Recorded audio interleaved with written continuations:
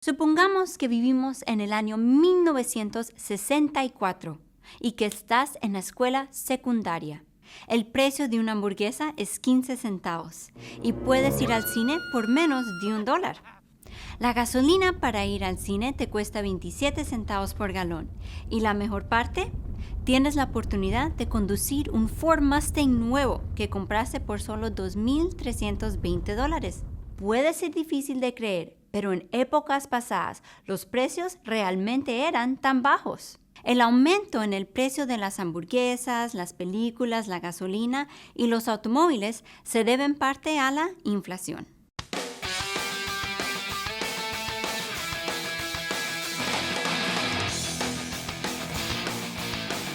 La inflación es el crecimiento sostenido del precio de los bienes y servicios en una economía. Los precios tienden a subir con el tiempo y a medida que los precios aumentan, la cantidad de bienes y servicios que cada dólar puede comprar disminuye.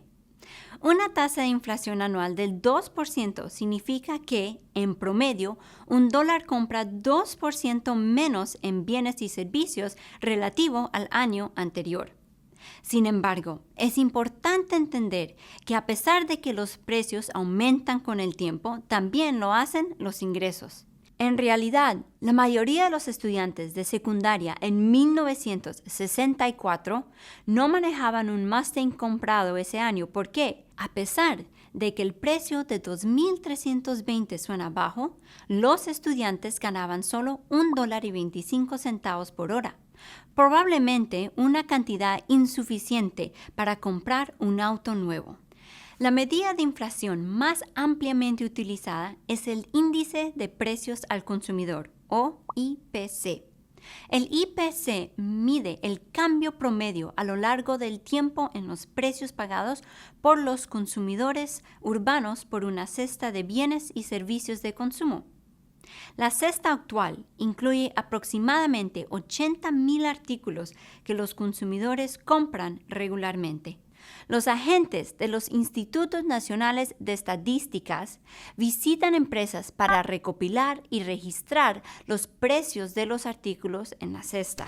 Los precios de estos bienes y servicios se indexan para que sea más fácil comparar los cambios en el precio de la cesta a lo largo del tiempo.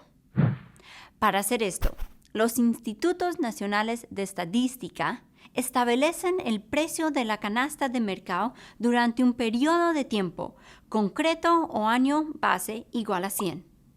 Los cambios en el valor del índice se utilizan para medir la inflación y calcular la tasa de inflación. Por ejemplo, si el índice aumenta de 100 a 104 en 12 meses, la tasa de inflación para ese periodo de un año es del 4%. Los economistas dicen que la inflación está generada por la existencia de demasiado dinero persiguiendo pocos bienes. ¿Qué significa esto? Pues cuando las personas tienen dinero, tienden a gastarlo.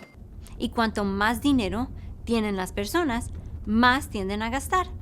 Como resultado, si la oferta de dinero aumenta demasiado rápido, la oferta de bienes y servicios podría no estar a la altura de lo que la gente quiere comprar. Por lo tanto, los precios aumentan a medida que las personas compiten para comprar bienes y servicios. Como tal, la cantidad de dinero disponible para gastar, la oferta monetaria, afecta el nivel de gasto y la inflación en la economía. Eso es lo que significa demasiado dinero persiguiendo muy pocos bienes. La inflación en sí no es necesariamente algo malo. De hecho, un poco de inflación se considera saludable para una economía. ¿Pero hay una tasa de inflación óptima? En las economías modernas, el Banco Central influye la base monetaria de la nación, es decir, la cantidad de dinero. En los Estados Unidos, la Reserva Federal es el Banco Central. El Congreso le ha dado a la Reserva Federal un mandato dual, es decir, la Reserva Federal debe lograr dos objetivos económicos. 1. Mantener estabilidad de precios y 2. Lograr máximo empleo. Pensemos primero en la estabilidad de precios.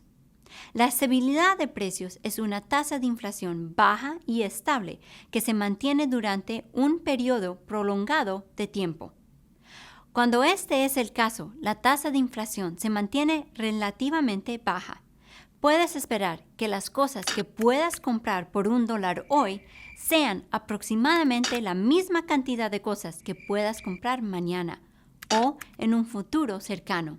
Pero, ¿qué tan bajo es bajo? La Reserva Federal ha determinado que una tasa de inflación del 2% es la mejor manera de lograr la parte de la estabilidad de precios en el mandato dual. Como beneficio adicional, cuando la Reserva Federal logra la parte de estabilidad de precios, ayuda con la otra parte de su mandato, llevar el nivel de empleo a su máxima capacidad. ¿Cómo? Una inflación alta y volátil puede dificultar que las empresas y los consumidores planifiquen sus gastos futuros.